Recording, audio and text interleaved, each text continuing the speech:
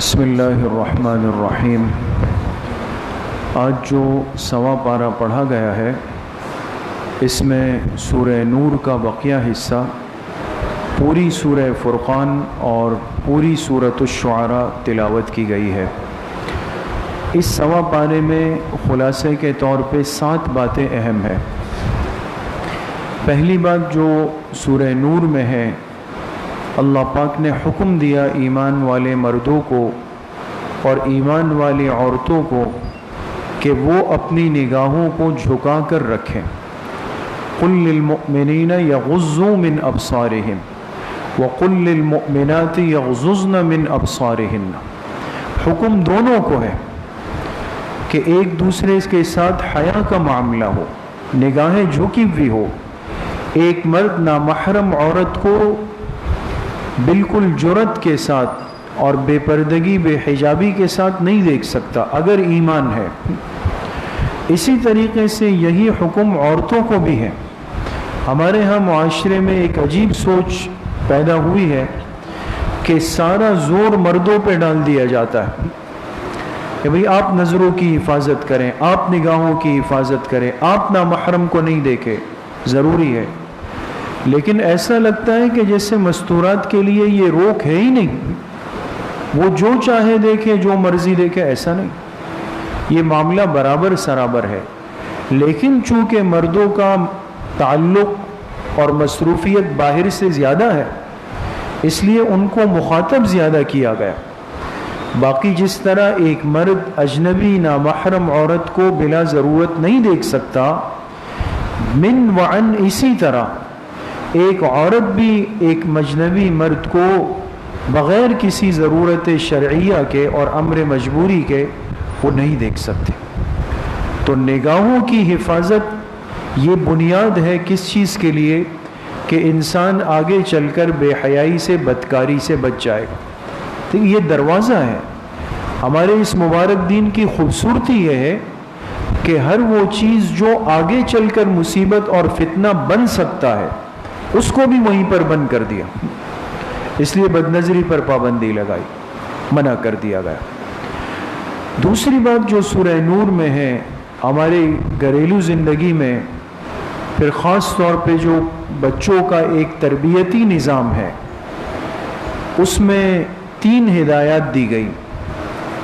وہ چھوٹے بچے جو گھر میں بغیر کسی روک ٹوک کے، پابندی کے گھومتے ہیں، ظاہر سی بات ہے فرق ہوتا ہے۔ ایک بچہ وہ ہوتا ہے جو شعور رکھتا ہے، سمجھ رکھتا ہے، بات کو جلدی لے لیتا ہے، فرق کرتا ہے رشتوں میں، اور ایک بچہ وہ ہوتا ہے کہ جو چل پھر تو سکتا ہے لیکن اتنی زیادہ سمجھ بوجھ نہیں ہے اس کے پاس۔ ہم خود اپنے معاشرے میں گھروں میں یہ چیز دیکھتے ہیں کہ ایسے چھوٹے بچے وہ کہیں بھی چلے جائیں، کوئی ان پہ ناراض نہیں ہوتا، بگڑتا نہیں ہے، غصہ نہیں ہوتا۔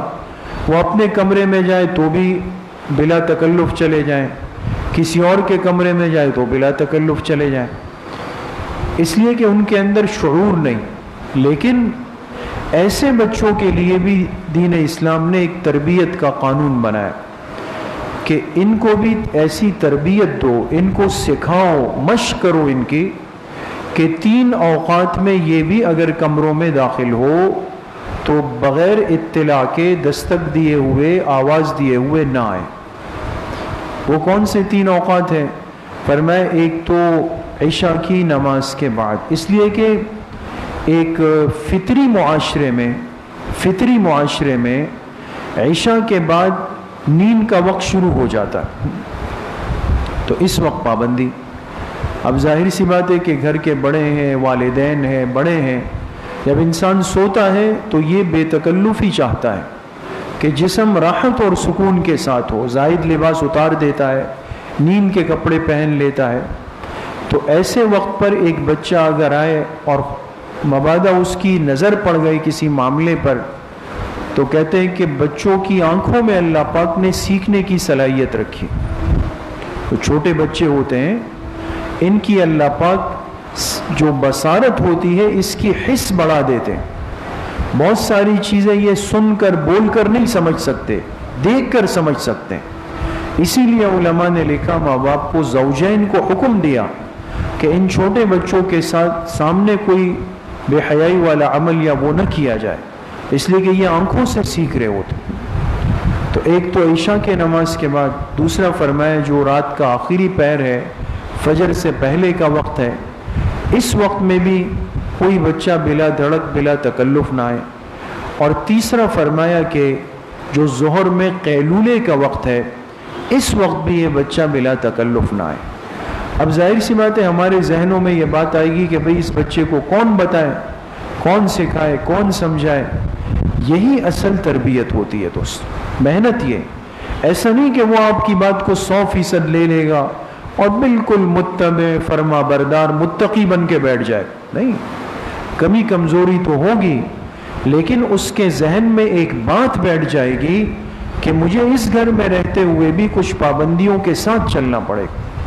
جیسے اگر وہ ماچس کے ڈبے کو ہاتھ لگائے تو ہم چھینتے ہیں، وہ چھری کو ہاتھ لگائے تو ہم چھینتے ہیں، تو یہ اس کے سیکھنے کا مرحلہ ہے۔ اسی طرح ان معاملات میں بھی اس کو تربیت دی جائے۔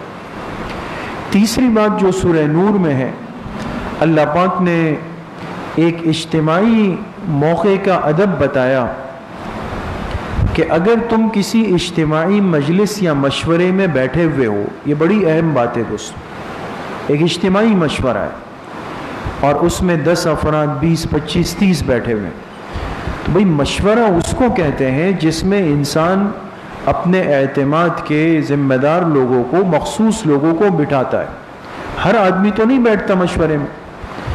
تو اجتماعی مشورے کی مجلس میں اگر کسی ساتھی کو جانے کا تقاضا ہو گیا، ضرورت پڑ گئی، کوئی میسج آ گیا، اطلاع آ گئی کہ جی آپ کو گھر پہنچنا ہے، فلاں باہر انتظار کر رہا ہے، اب اس ساتھی نے اس عذر میں اٹھنا ہے، تو یہ بلا اطلاع نہیں جائے، یہ اطلاع ضرور دے۔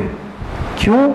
اس لیے کہ جس مقصد کے لیے مشورہ ہے اور اس کو بلایا گیا، اس کی ضرورت بعد میں پڑ سکتی، بعد میں پتہ چلا بھئی وہ فلاں صاحب کہاں ہے، مجھے نہیں پتا، اس نے کہا مجھے نہیں پتا، دل میں بدگمانی آ سکتی ہے، کوئی برا خیال شیطان ڈال سکتا ہے کہ شاید وہ آیا ہی نہیں، یا بیچ میں گیا تو شاید ہماری اندر کی کوئی بات باہر لے گیا ہے، لیک کر رہا ہے، اس کو کسی کو اطلاع دے رہا ہے۔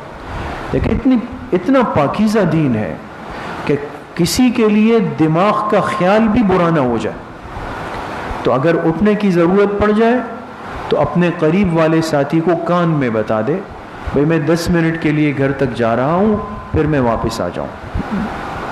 یہ ایک ادب بتایا۔ چوتھی بات جو سورۃ الفرقان میں ہے،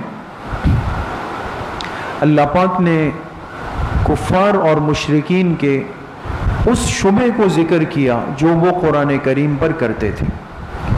وہ شبہ یہ تھا کہ اگر قرآن کریم واقعی آسمانی کتاب ہے، سچی کتاب ہے، تو کیا وجہ ہے کہ یہ ایک ساتھ نہیں اتری، یکبارگی نہیں اتری، بلکہ کبھی یہ شخص کہتے ہیں کہ بھئی 4 آیتیں اتری، کبھی کہتے ہیں 1 سورت اتری، کبھی کہتے ہیں بڑی سورت اتری، تو یہ تھوڑا کر کے زیادہ کر کے الگ الگ حصوں میں قرآن کیوں اتر رہا ہے؟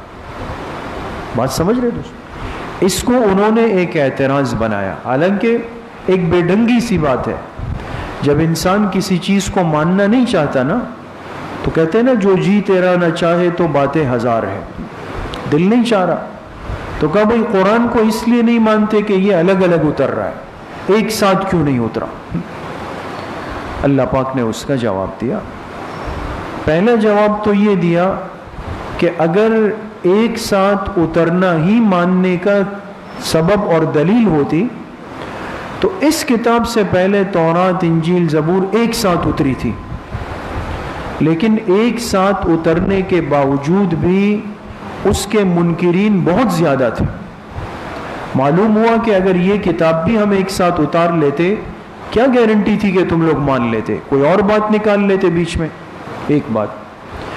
دوسرا جواب اللہ پاک نے یہ دیا کہ قرآن کریم کو الگ الگ کر کے اتارنا یہ تمہاری سہولت کے لیے، تمہاری راحت کے لیے۔ کیوں؟ جو چیز آہستہ آہستہ تھوڑا تھوڑا کر کے آئے، اس کو محفوظ کرنے میں، یاد کرنے میں، سمجھنے میں عمل کرنے میں، دوسرے تک پہنچانے میں آسانی ہوتی۔ ہم دنیا میں نہیں دیکھتے، آج تک کبھی ایسا ہوا، زیادہ اوپر نہیں جائیں، اوپر نہ جائیں، چھوٹا جو نورانی قاعدہ ہے جو ہر مسلمان بچہ پڑھتا ہے، کبھی ایسا ہوا کہ قاری صاحب نے وہ بچے کو دیا ہو کہ بیٹا یہ لے جاؤ، کل یہ پورا نورانی قاعدہ آپ یاد کر کے آ جاؤ؟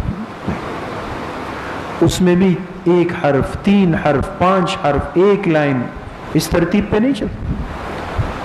ہماری زندگی کے معاملات ہمیں یہ بات سمجھاتے ہیں کہ جو چیز تھوڑا تھوڑا کر کے ہوتی ہے اس کو انسان یاد بھی رکھتا ہے، عمل بھی کرتا ہے، محفوظ بھی رکھتا ہے، آگے دوسرے تک اس کی دعوت بھی پہنچا سکتا ہے۔ آج جو قرآن کریم ہر جگہ پر عام ہے، ہر جگہ سے آپ کو تراویح کی آواز آ رہی ہے، تو کیا خیال ہے یہ حافظ صاحبان ایک مجلس میں انہوں نے قرآن یاد کیا؟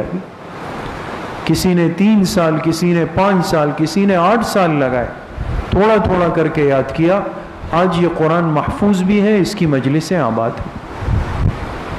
5ویں بات جو سورۃ الفرقان میں ہے، اللہ پاک نے اپنے ان خاص بندوں کا ذکر کیا، خواص، اور ان کو اللہ پاک نے ذکر کیا وعباد الرحمن، رحمان کے کچھ خاص بندے ہیں، مقربین ہیں، ان کی نشانیاں کیا ہے، علامت کیا ہے، وہ اللہ پاک نے ذکر فرمائی، اس لیے کہ جو اللہ کے مقرب ہوں گے وہ کتنے قیمتی لوگ ہوں گے۔ تو چند علامات ان کی ذکر ہوئی، اور ہم سب کے لیے اس میں سیکھنے کا بہت بڑا ایک سبق ہے۔ کیا فرمایا کہ عباد الرحمن کون ہے؟ الذین یمشون علی الارض ہونا، یہ پہلی علامت ہے۔ جو زمین پر جب چلتے ہیں نا، نرم پاؤں کے ساتھ، اکڑ کر نہیں، چوڑا ہو کر نہیں، تواضع کے ساتھ، اس لیے کہ انسان جتنا اللہ کے قریب ہوتا ہے، کہتے ہیں نا اس کی تواضع عاجزی بڑھتی چلی جاتی۔ یہ آج جو ہم ٹیڑھے میڑھے گھومتے ہیں، اس کی وجہ کیا ہے؟ حقیقی تواضع نہیں ہے نا اندر دوست۔ ذرا تھوڑا سا ایک 5 کا بڑا نوٹ کہہ رہا ہوں، اگر وہ تنخواہ میں بڑھ جائے تو پھر ٹون بدل جاتی، گاڑی بدل لی تو انداز بدل گیا، گھر بڑا ہو گیا، موصوف سے بات کرنا مشکل ہو گیا، اس لیے کہ ظرف نہیں ہے۔ تو پہلی علامت یہ ہے کہ انسان کا چلنا تواضع کے ساتھ۔ نمبر 2، اگر کوئی جاہل اس کو الجھانا چاہے، وَإِذَا خَاطَبَهُمُ الْجَاهِلُونَ، دنیا میں ہر آدمی سمجھدار نہیں ہے دوست۔ آپ یہاں سے نکلیں گے، باہر سے کوئی آپ پہ آواز کس لے گا، کوئی چڑ بنا کے آپ کو پکار دے گا، آپ کے لباس پر، آپ کے حلیے پر، آپ کی ٹوپی پر، کوئی چیز بھی ہوگی، آواز دے گا، تو ہم اس سے بھیڑ جائیں جا کے؟ نہیں، اس لیے کہ وہ تو بیچارہ ایک نادان، ناواقف آدمی ہے، جاہل آدمی ہے۔ ایسے موقع پہ جو اللہ کے مقربین ہوتے ہیں، قالوا سلاما، سلامہ کا کیا مطلب؟ مفسرین نے لکھا یہ دامن بچا کے چلے جاتے ہیں، وہاں وقت گزاری نہیں کرتے۔ اور تیسری علامت یہ ہے کہ ان کی راتیں جو ہیں وہ سجدے اور قیام میں گزرتی ہے، والذین یبیتون لربہم سجدا وقیاما۔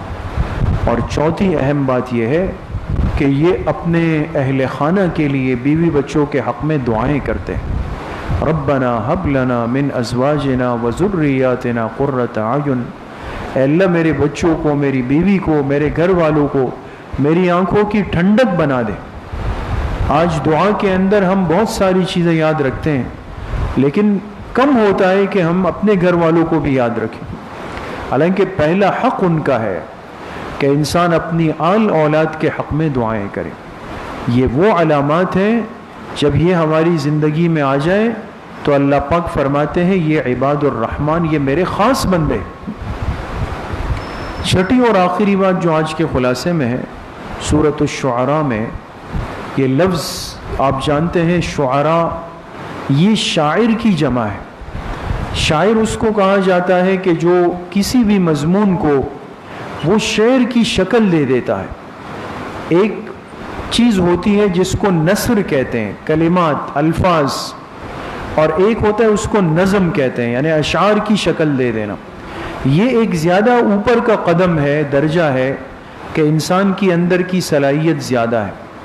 لیکن اس صورت میں اللہ پاک نے یہ عجیب بات ارشاد فرمائی کہ وَالشُّعَرَاءُ يَتَّبِعُهُمُ الْغَاوُونَ، جو شاعروں کا طبقہ ہے عام طور پر یہ گمراہی کے راستے پہ چل رہا ہوتا ہے، گمراہی کے راستے. کیا مطلب؟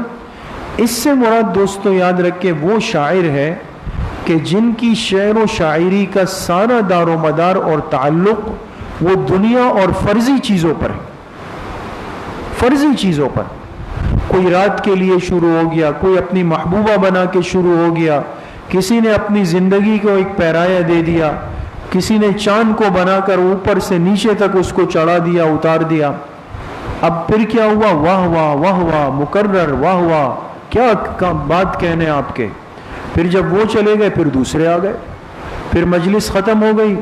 کتنا دین اور دنیا کا فائدہ ہوا؟ ٹکے کا بھی نہیں ہوا. ہاں وہ شعر جو عبرت کا ہے، نصیحت کا ہے، اللہ کی توحید کا ہے، جناب نبی کریم صلی اللہ علیہ وسلم کی تعریف کا ہے، صحابہ اور اہل بیت کے تذکروں کا ہے، موت کی یاد کا ہے، تو یہ تو سب آخرت کی زندگی سے جڑے ہوئے. اگر انسان اس کو پڑھتا ہے، سنتا ہے، اس پہ غور و فکر کرتا ہے تو وہ تو قیمتی ہے. لیکن یہ جو دنیاوی شعر و شاعری ہے یہ سوائے ضیاء وقت کے اور کچھ بھی نہیں. اس لیے اس کی اللہ پاک نے نفی فرمائی. اللہ پاک صحیح عمل کی توفیق نصیب فرمائے.